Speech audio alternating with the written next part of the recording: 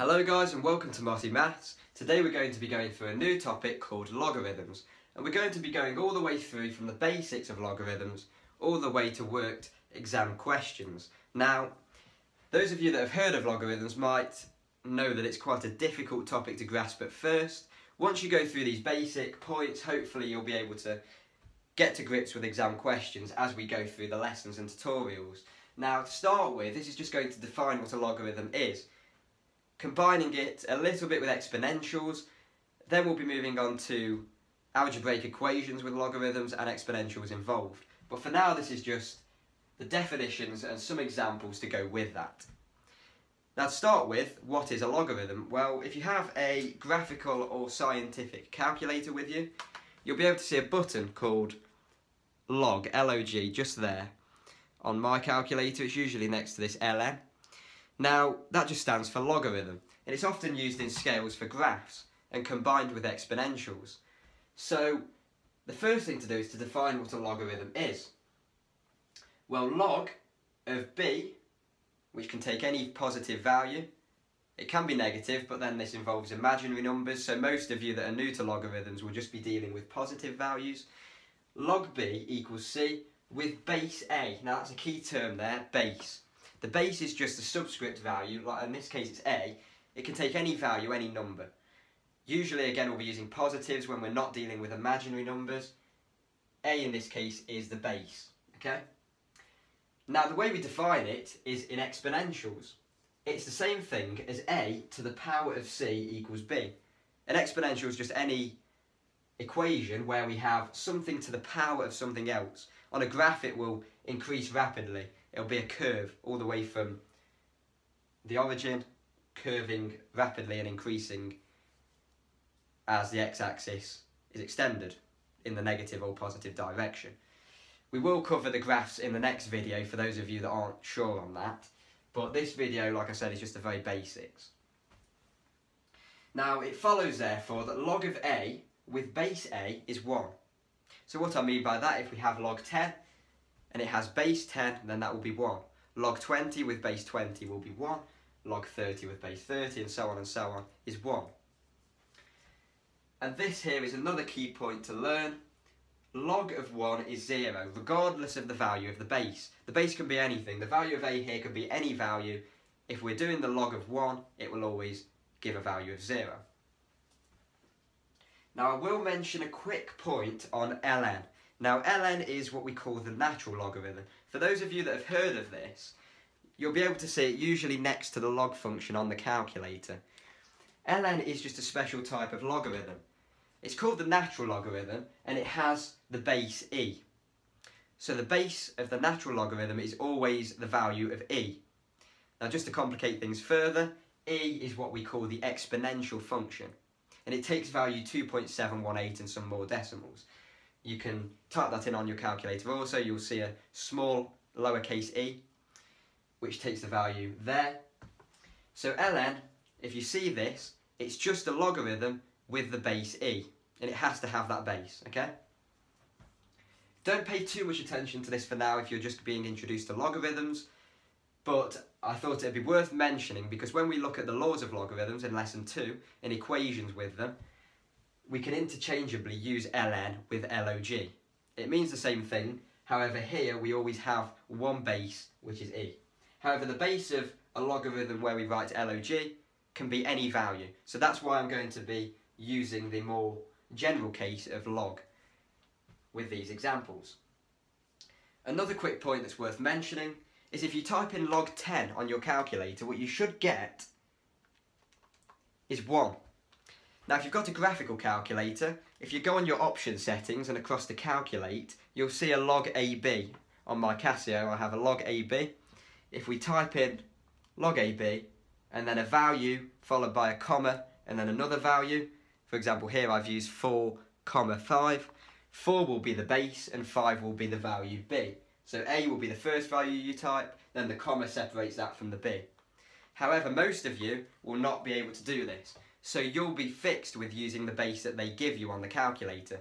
Now, if you use the log function, the base that they give you is 10. Hence, why if you type in log 10, you will always get 1.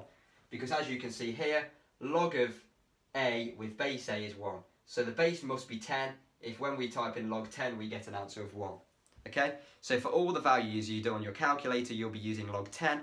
In the next video we'll look at how we can convert the base to a different value. For now we're just going to be using this one sentence to define a logarithm and answer all of these questions. So if you take nothing else from this lesson, learn this statement. Log b with base a equals c is the same thing as a to the power of c is b in exponential form. So to use that for the first question, write 10 squared equals 100 in logarithmic form, in log form, okay? So all we do is we look at the values here and we relate them to this. Well, the subscript a here is the same as the a here, so the 10 here will be the subscript here. The 2 is the c, which is our answer, and b is the value here, which is 100. So log 100 with base 10 is 2. Okay?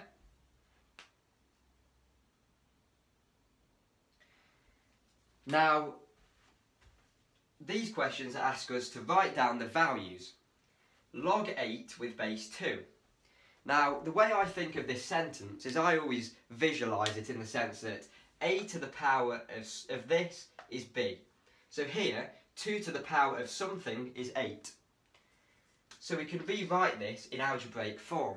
2 to the power of something is 8 using this sentence. 2 to the power of x, I'm going to call it, is 8.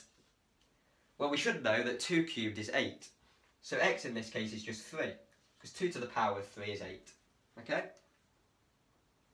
Now the second one, 9 to the power of something is 3.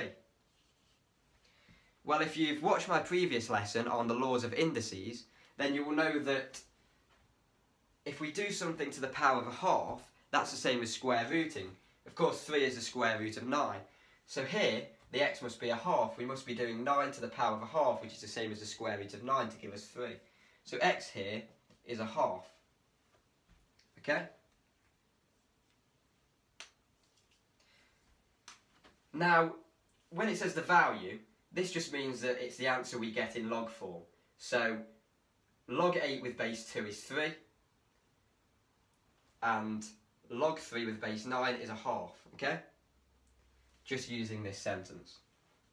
The final one's quite straightforward. Log 5 with base 5 is just going to be 1, because 5 to the power of something is 5. Well, that's just 1, okay? Anything to the power of 1 is itself. Right, next one, it says find x. So, this is an algebraic equation in itself. We have log 27 with base x is 3. Slightly different, this one. X to the power of 3 equals 27. Just converting this into this form. Okay? Hopefully you can see what we're doing. X is this value here.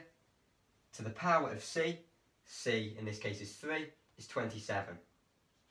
So all we do now is we take the cubed root of 27 to give us x. So x is 3. And it's positive 3, because we can't have a negative 3 if we're cubing it, we'll just get a negative 27. So it's the positive value of 3. Finally, write these in log notation. Now you can have a go at this yourself at home if you like, and then pause the video and I'll go through the answers with you. Okay guys, hopefully you've gone through this at home. 5 cubed is 125. Well, 5 is the a here, so we have log with base 5. The c is the answer, so the 3 in this case will be our answer, our value. So the 125 must be what we're doing. Log 125 with base 5 is 3. Okay? Hopefully that's relatively straightforward. Finally, 3 to the 0 is 1. Again, our a is 3, so we have base 3. The power is our answer, and 1 is the log we're doing. That makes sense because, as we've seen here, log of 1 is always 0 regardless of the base. So this links back to this law. Okay guys, hopefully that's covered logarithms for you. This is not an easy topic by any means, so you may not understand everything I've explained there just by watching this video once. You may have to repeat the video a few times just to get to grips with what's going on. In the future videos we'll be looking at the laws of logarithms and how we can use them with equations and exponentials. So thanks a lot for watching the video. If you have any questions, do leave a comment. If you haven't already subscribed, please do. Like the video, and I'll try and get back to you with a response as quick as I can. So thanks a lot, and I'll see you in lesson 2 on logarithms.